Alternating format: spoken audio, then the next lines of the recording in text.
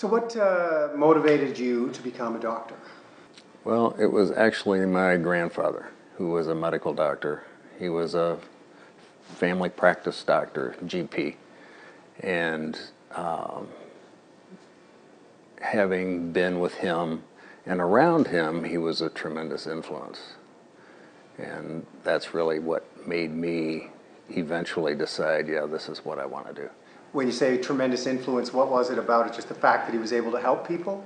Well, that, and he owned a farm and we lived on the farm. And he gave me my first job. And my first job was to clear brush on 75 acres of hills. And he paid me $1.25 an hour. And he and I did it together. And what age were you? I was probably 8 or 9. Wow. Okay. And we talked the whole time. He loved poetry, so he quoted poetry all the time. And it was just this bond that he and I had that was just a wonderful thing. Huh. What has been the most rewarding thing about being in the medical profession?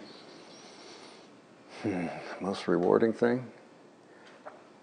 I think it's actually seeing help delivered, and when there's something going wrong and it gets corrected, or you're putting somebody on the path that's going to be wonderful for them and their life. And for me, pediatrics was really a big deal because I wanted to be able to support kids to grow and to be as healthy as they could be and be all they could be.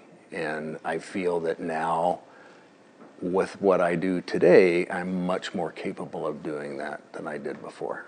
Well, now you maybe this is what you're alluding to. Your career kind of took a, I don't want to say a left turn, but you've made a dramatic change. Is that fair to say? Yeah. Can you tell me what that is? Well, the whole idea of traditional medicine, I became quite frustrated. And with kids, when they get sick, your first thing is, oh, you know, they've got an ear infection, you put them on antibiotics, you do this, you do that. And they weren't really getting well. The same kids would get repeated ear infections. So it's like, wait a minute, something's wrong. And I'm not getting the right, I'm either not asking the right questions or I'm not getting the right answers. And I figured out it was really both. That I really had to look at things in a very different way, ask a lot of different questions, and then research to find what the answers were, because they just weren't coming to me. Now, we'll jump a little bit here. You've gone in this direction and you've just recently written a book. Can you tell me the title of the book and essentially what it's about and why you wrote it? You kind of maybe already said why you wrote it, but well, it was another one of those pieces. And it's the, I blanked on the title? The name of the book. You're right. Oh, I'll leave that in. Right. It's the medicinal power of cannabis. And what really drove me to that was, again, I had kids with seizures and they were having significant side effects. They couldn't live their lives. And I'm looking for something else to offer that didn't have the side effects that the medications did. And what pointed you in the direction of cannabis? Another doctor, or? Well, actually, Dr. Marcy Shapiro, and then just started doing some reading. And then I joined the cannabis clinicians and started to get more and more information about cannabis, and that's when I really started to dig in and do the research.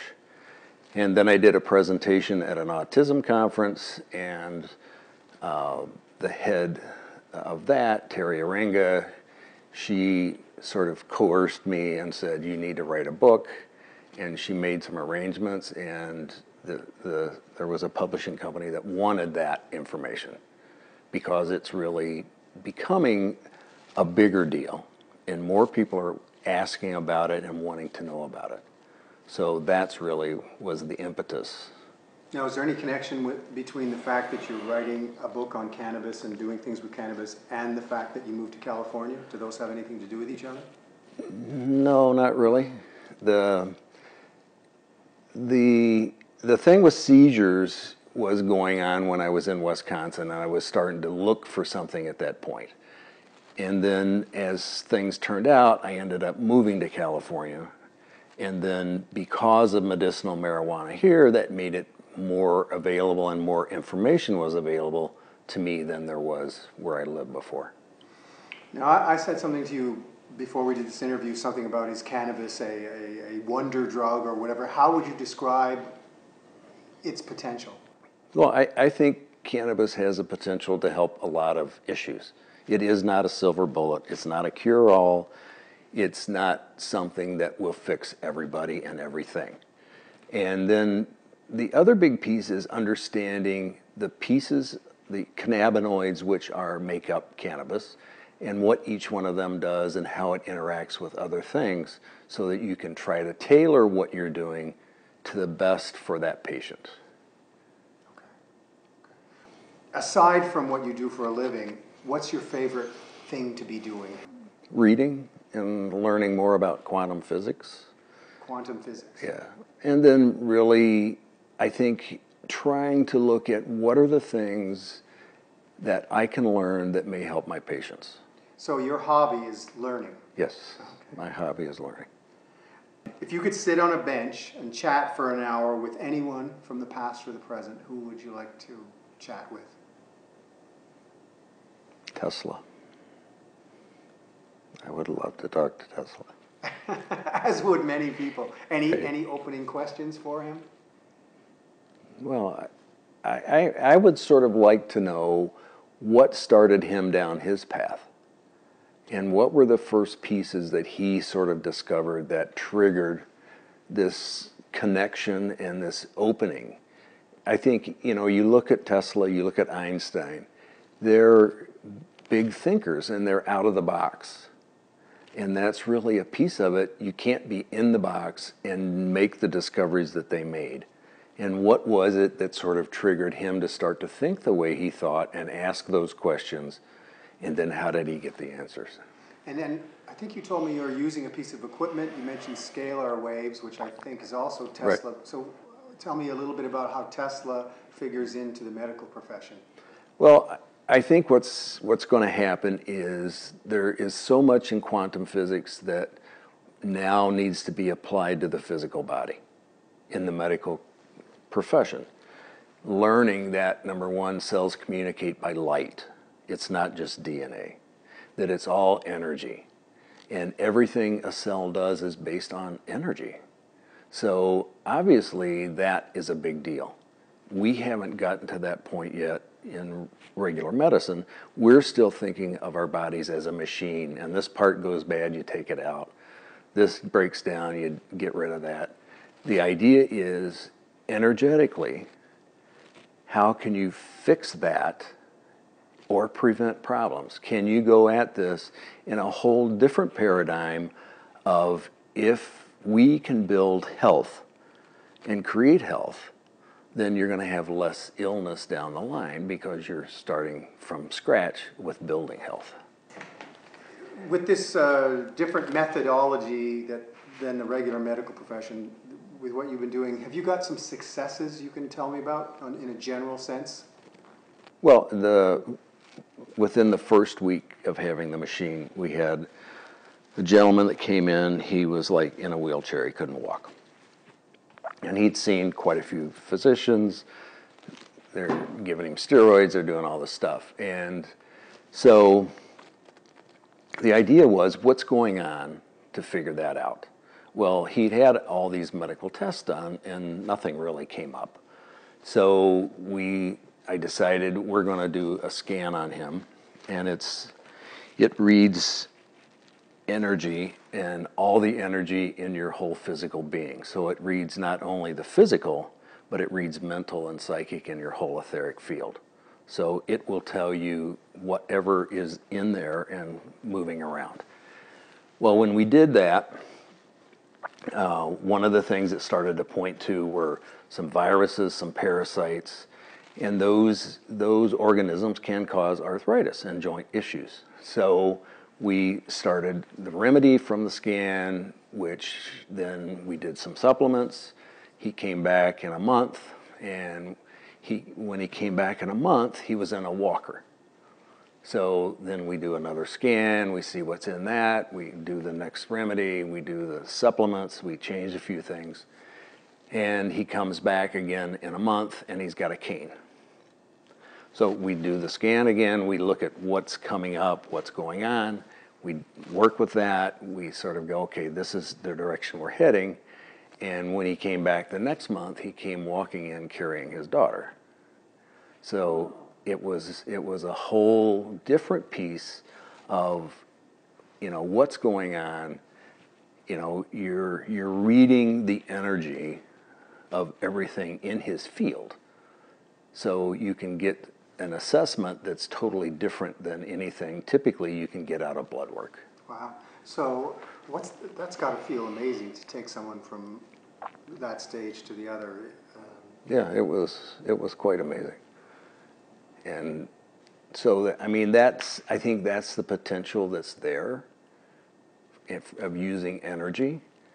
And there have been a lot of scientists along the road who have done things energetically and sort of been wiped out because it's not what everybody thinks should be by the standard in-the-box community. So there's a certain amount of, what's that word?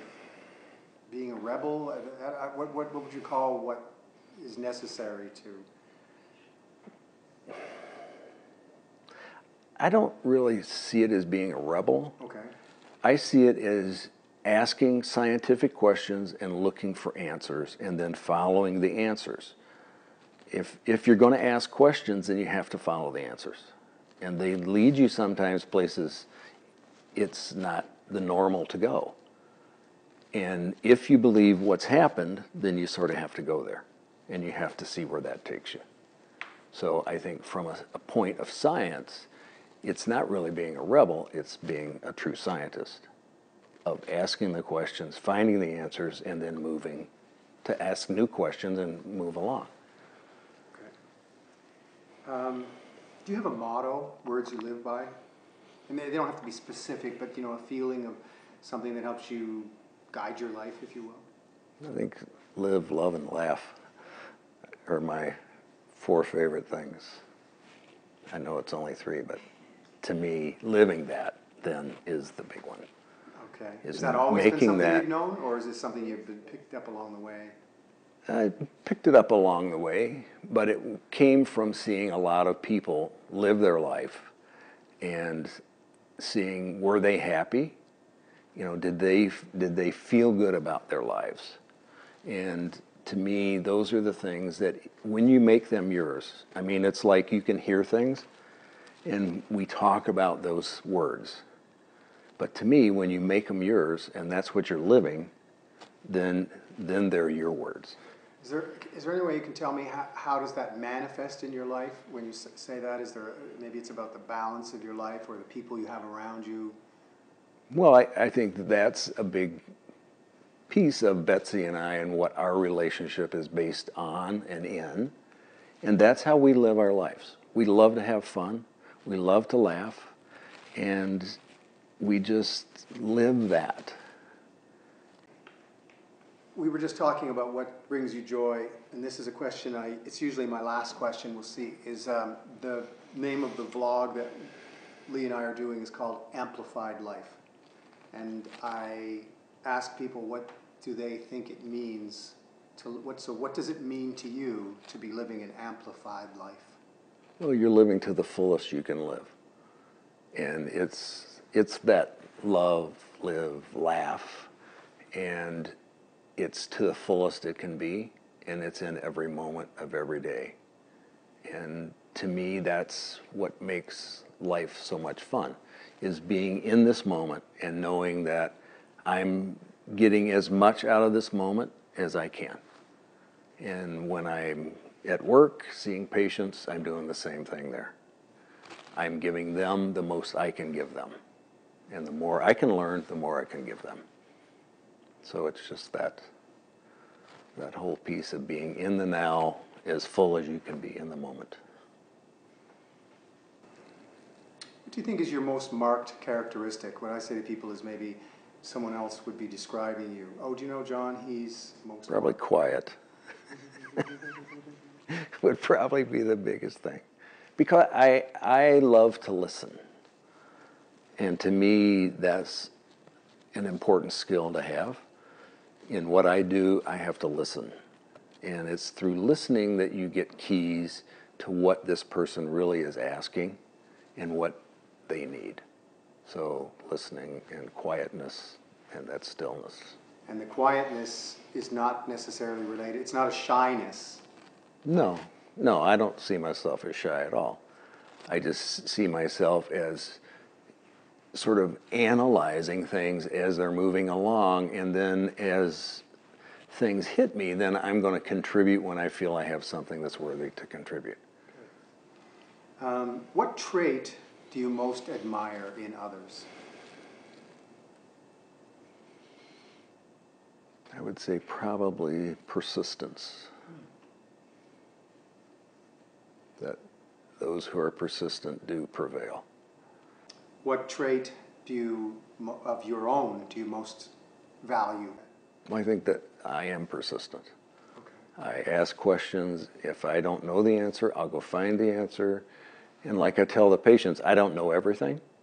But when you ask me a question, if I don't know the answer, I will find the answer. Very good.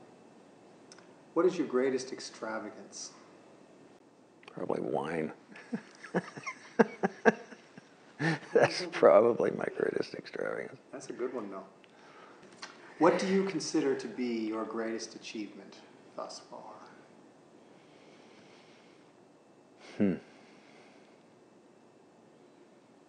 I think stepping forward and following what I believe is the best to be done.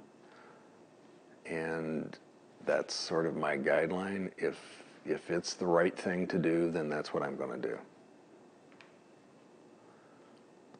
All right. What brings you joy? The beach, waves, sand, the sound of waves.